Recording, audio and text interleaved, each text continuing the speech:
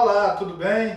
Meu nome é Cleiton de Almeida Gonçalves, sou engenheiro agrônomo, faço parte da equipe da FATRES do projeto Bahia Produtiva. Dando continuidade à nossa videoaula de hoje, né? A gente continua falando sobre produção de mudas de fruteiras. Então você, produtor, você que tem um sítio, tem uma propriedade, tem interesse em produzir mudas de fruteiras para comercialização, ou então para produzir suas mudas e está plantando em sua área, né? A gente vai dar continuidade à nossa videoaula hoje, mostrando a você como é que faz a semeadura, como é que a gente vai utilizar o nosso substrato, a mistura de substrato que a gente vai utilizar, os tipos de porta-enxerto, já falei na videoaula anterior. Se você não assistiu, volte lá, assista a nossa videoaula anterior, que eu citei lá os tipos de porta-enxerto. Nessa videoaula, vamos citar dois tipos de porta-enxerto para você estar produzindo mudas de manga e mudas de laranja, né? Então eu vou estar mostrando a vocês que tipo de substrato a gente vai utilizar, que tipo de saquinho plástico ou tubete. Eu trouxe um exemplo aqui do tubete, mas não necessariamente você vai utilizar tubete em sua propriedade. Você pode estar usando saquinho plástico como esse, que tem a dimensão de 7 por 13 centímetros. Caso você não tenha como adquirir e comprar o saquinho plástico, você simplesmente reutiliza os sacos plásticos aí em sua propriedade. Lembre-se a dica anterior, naquela videoaula, eu disse o quê? O ideal é utilizar sacos plásticos escuros, né? Para evitar o quê? Proliferação de fungo, de bactéria, né? Evitar que as raízes comecem a fazer clorofila, ficar verde e prejudicar sua mudinha lá na frente. Então, dê preferência usar sacos escuros. Bem, eu trouxe aqui, né? Na nossa videoaula, eu trouxe o tubete, para a gente fazer uma semeadura aqui de citros. É interessante, né? Primeiro, você fazer a seleção das sementes, como eu disse lá, você tem que conhecer que tipo de semente você vai utilizar para fazer sua semeadura, né? Sementes, o ideal é você conhecer o seu porta-enxerto, usar sementes robustas, né, de vigor, sementes que tenham reserva de energia, para crescimento e desenvolvimento ideal, para você ter um porta-enxerto robusto, forte, né, para resistir à escassez, doenças, etc. Então, o que é que eu trouxe hoje como material aqui? Eu trouxe um tubete, né? É um tubete de aproximadamente 30 centímetros. Eu criei essa base aqui. Essa base aqui foi só para sustentar o tubete no chão. Esses tubetes que vendem em casa de comercialização, eles vêm numa bandeja. Uma bandeja que cabe aí 20, 30, 50 tubetes. Relativamente barato, não é caro. Você consegue aí no valor de 2 a 3 reais por tubete, a depender do tamanho. Esse aqui é de aproximadamente 30 centímetros, mas tem tubetes menores, viu? Nós temos aqui um substrato, que é uma mistura de matéria orgânica com terra de quixabeira. Essa mistura que a gente vai utilizar aqui no nosso tubete para fazer a semeadura, né? E essa base aqui que eu criei só para sustentar o tubete no solo, para ele não ficar pendendo nem para um lado e nem para o outro. Trouxe uma mudinha aqui para a gente mostrar como é que a gente faz a semeadura em sacos, né? Um saquinho. Essa mistura de substrato aqui já é diferente daquela lá. Aqui a gente tem uma mistura de areia 1 para 1, como eu disse lá no vídeo anterior. Se você não assistiu, volte lá no vídeo anterior e dê uma olhada. A mistura que você vai utilizar é de 1 para 1. Por que 1 para 1? Se você utilizar um balde de areia, você vai usar um balde de argila, né? Então, se você usar um carro de mão de areia, você vai usar um carro de mão de argila ou terra de quixabeira. Então, é uma mistura de 1 para 1. Para você fazer um composto, um substrato areno-argiloso, que é esse que você está vendo aqui, onde você tem argila e você tem areia também. Facilita o desenvolvimento e o crescimento da plântula, como vocês estão vendo aqui, né? É uma mudinha relativamente pequena, de aproximadamente 30 centímetros. Não está boa ainda para o ponto de enxerto. É uma muda de graviola, né? Apesar de que a gente vai falar aqui um pouco sobre semeadura de citros e semeadura de manga, né? Mas eu trouxe uma mudinha aqui como exemplo só de graviola. E na nossa próxima videoaula, fique atento, que a gente vai mostrar qual o ponto ideal para você fazer a enxertia. Então essa plântula aqui, já pegando o exemplo que eu tenho aqui em mãos, né? É uma muda de graviola, não está no ponto ainda de enxerto, está relativamente pequena, né? o caule dela ainda está um pouco fino, mas isso não vem ao caso não. Na próxima videoaula a gente vai entrar em mais detalhes com isso aqui. A nossa videoaula de hoje a gente vai falar de semeadura. Então, você sabia que para você fazer semeadura de citros e de manga, o ideal é você tirar aquele involuto, chamamos assim, aquele exocarpo que existe, que protege, né? No caso da manga, protege a amêndoa e no caso dos citros, protege a semente. Então, são mudas que são poliembriônicas, como eu já falei lá no vídeo anterior, né? E eu vou mostrar a você aqui uma técnica para a gente tirar essa capa, vou chamar assim, esse involuto que tem na semente. Por que, Cleito, tem que tirar isso? O ideal é o quê? Você proporcionar o crescimento e desenvolvimento uniforme dessa plântula, né? Já tira o endocarpo para isso, o exocarpo já tira para isso, né? E o ideal é que você tenha mudas padrões. Para uma não germinar primeiro, outra germinar depois, então ficar tudo uniforme, ficar tudo desuniforme. Então, para a gente deixar ela bem uniforme e principalmente acelerar a germinação. Há pesquisas que diz que quando você tira aquela barreira, aquela contenção, né, do embrião, você facilita ou proporciona uma maior aceleração do crescimento dele, do desenvolvimento dele, que é isso que a gente vai fazer a retirada daquela camada que protege a semente. O que é que a gente utiliza para fazer a retirada dessa camada para a semente de citros? Aqui eu estou utilizando uma pinça. Mas se você está lá em sua propriedade e você não tem uma pinça, você pode estar utilizando uma faca. Com cuidado, você consegue tirar aquela casquinha da semente de citros sem prejudicar o embrião. Lembre-se, semente tem vida e a gente não pode prejudicar o embrião.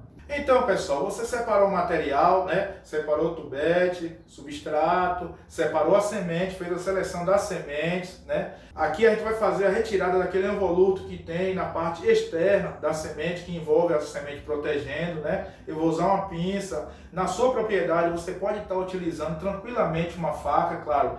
Tem que ter cuidado para não atingir o embrião, né? Então, bora lá, eu vou lhe mostrar agora como é que a gente faz a retirada dessa camadinha externa para a gente fazer nossa semeadura. Me acompanhe.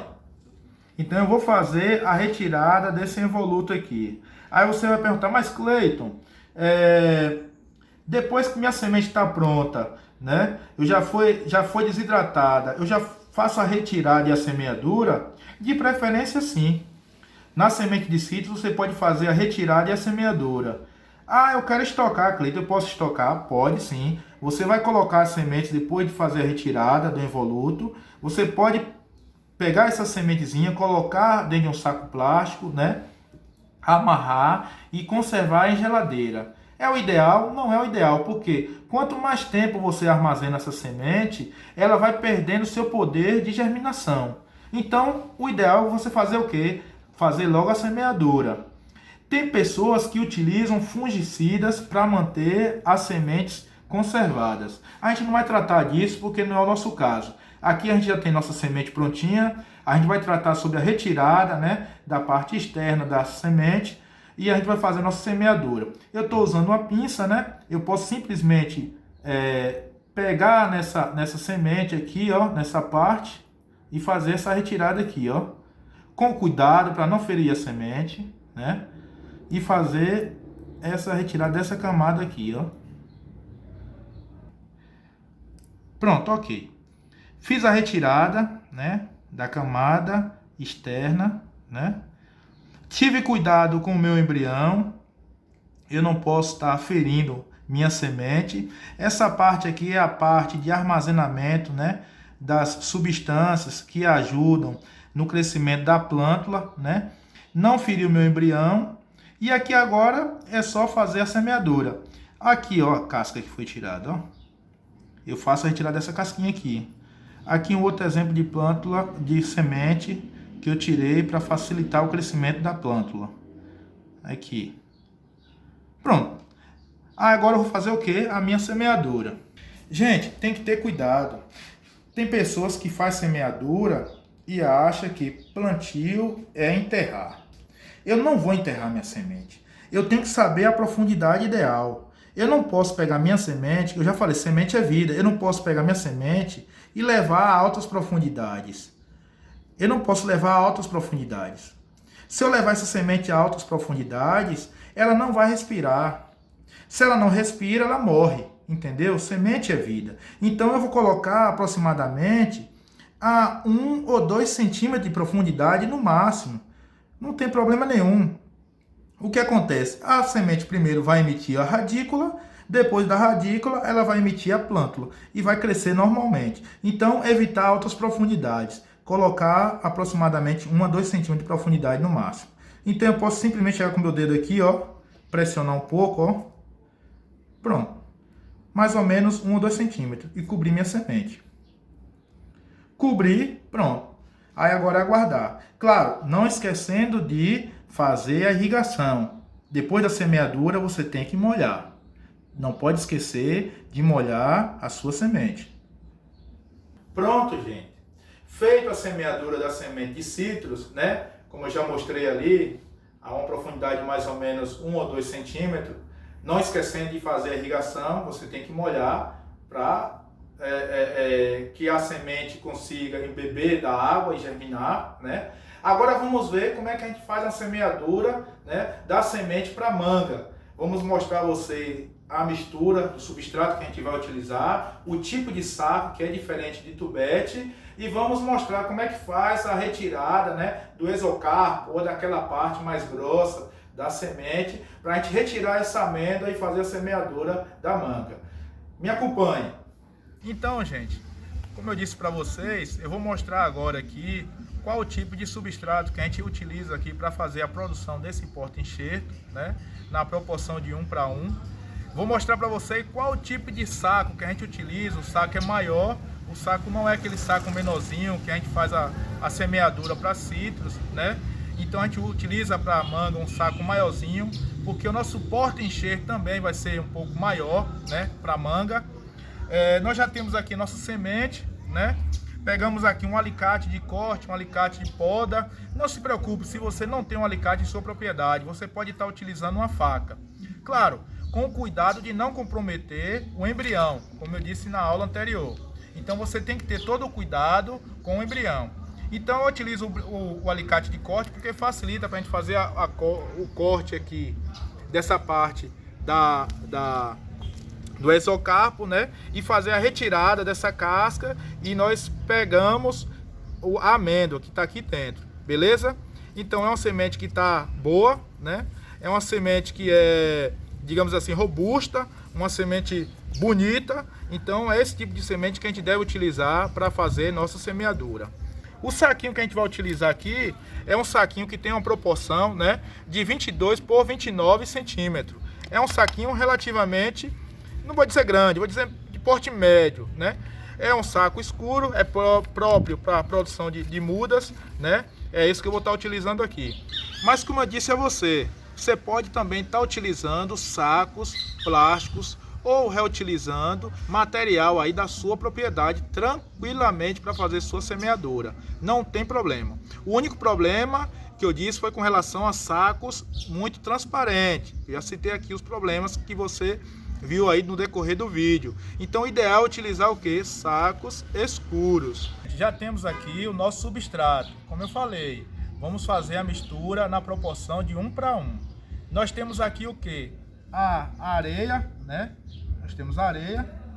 E temos aqui também, né, a nossa terra vegetal, ou nossa terra, a que a gente conhece como terra de quixabeira, que é muito rica em matéria orgânica e humus.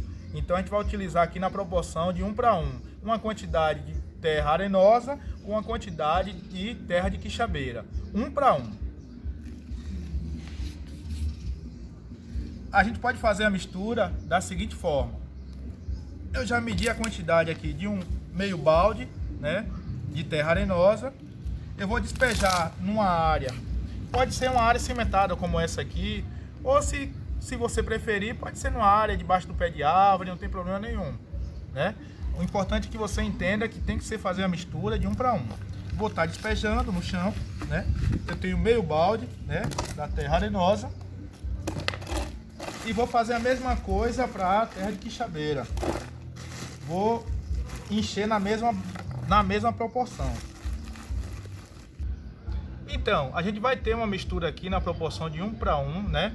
Da areia, da terra, digamos assim, arenosa e da terra argilosa e rica em matéria orgânica, que é a terra de Quixabeira. Tem que ter muito cuidado com material inerte. O que é material inerte? Pedra, cascalho, né? Outro tipo de semente não desejado, para não ir junto com sua terra, já que você vai estar colhendo lá no campo. Então você vai ter que estar removendo essas pedras, que pode prejudicar no processo de germinação dessa semente. Outras sementes indesejáveis que você não quer, pode estar germinando, né? Capim, alguma coisa, está competindo com a sua semente que você fez a semeadura. É importante você observar que não pode ser terra verde, tem que ser terra vegetal compostada, não pode ser terra verde. Então é uma terra rica em humus, cheirosa, ela não vai fermentar, ela não vai prejudicar a sua semente, né? Então tem que seguir essas dicas e esses detalhes. Feito isso, você já pode fazer a mistura. Veja a diferença de coloração. Uma terra arenosa para uma terra já compostada, rica em matéria orgânica, uma terra bem argilosa. Beleza? Então vou misturar na mesma proporção, 1 para 1. Ó, vou colocar aqui e fazer essa mistura, ó. E vou fazer a mistura.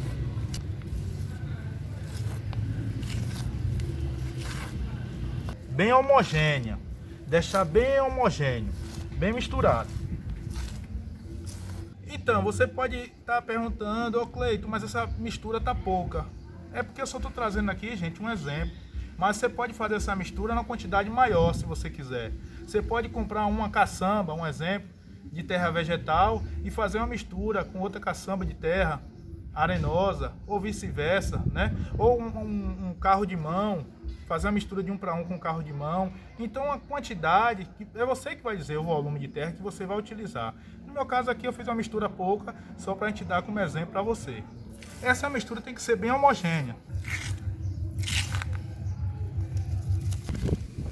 Feita a mistura, vou encher meu saquinho.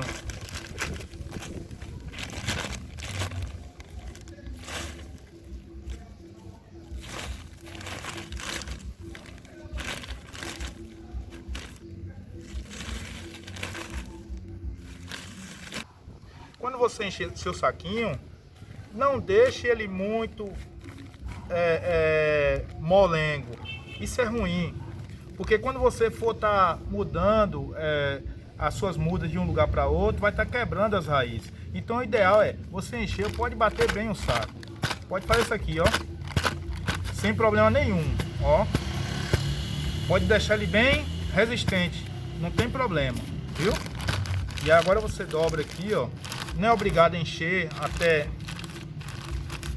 a boca do saco, né? A gente pode fazer essa dobra aqui, completar, né? E dar mais umas batidas, ó. Não se preocupe, não vai compactar. Só vai criar uma resistência ao saco para você depois transportar sua muda de um lugar para outro, tranquilamente. Feito isso, você já encheu seu saquinho, né? Já deixou ele na porção correta. Você já tem sua semente ideal, né? O próximo passo agora é o que? É fazer a semeadura. Me acompanhe no vídeo como é que faz a semeadura. O primeiro passo para você fazer a sua semeadura é fazer a retirada, né, do exocarpo ou da parte externa da semente. Repetindo, tem que ter cuidado com o embrião. Tem que ter cuidado com esse embrião. Então você vai fazer o corte a partir da parte traseira da semente. Você vai fazer isso aqui. Com cuidado para não cortar a amêndoa. Esse material que está caindo aqui não tem problema nenhum, né? Vai cortando com cuidado. Estou usando um alicate de poda e de corte. Se você quiser, pode utilizar uma faca. Faz o mesmo serviço com a faca, né? Eu estou tendo o máximo de cuidado aqui para não atingir a amêndoa, né?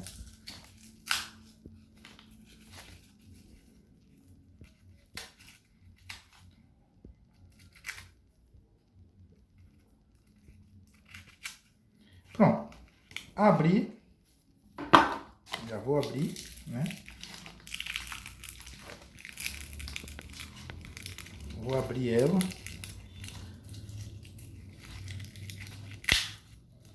E tirar a minha amêndoa. Aqui fica a parte do embrião. Veja com a semente que está com sua composição normal, né? Bastante reserva de energia. Você tem a parte do embrião, aqui onde vai sair emitido a radícula e vai sair emitida a plântula, né? Então o ideal é fazer a semeadura nesse sentido. Faz uma aberturazinha, um berço, né? Não precisa ser muito profundo. Coloco nesse formato aqui e faço a cobertura.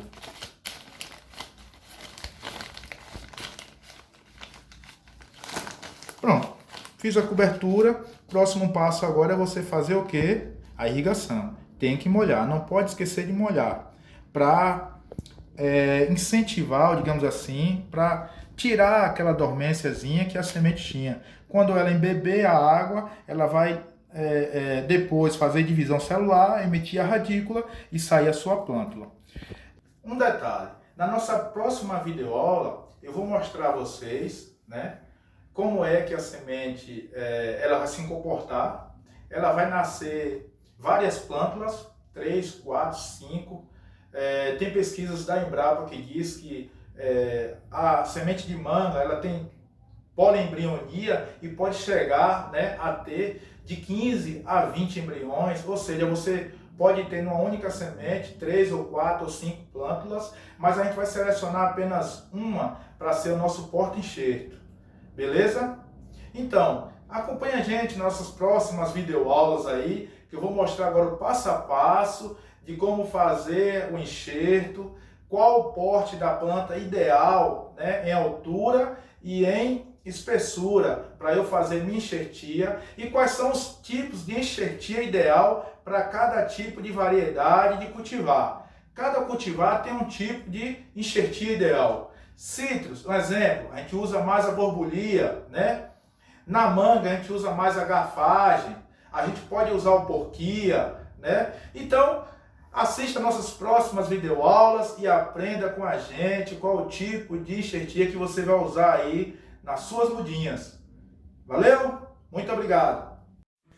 A Ter à Distância é uma adaptação das atividades de assistência técnica e extensão rural do Bahia Produtiva, projeto do Governo do Estado da Bahia, por meio da Secretaria de Desenvolvimento Rural do Estado da Bahia, executado pela CAR, Companhia de Desenvolvimento e Ação Regional, com recursos provenientes de acordo com empréstimo com o Banco Mundial.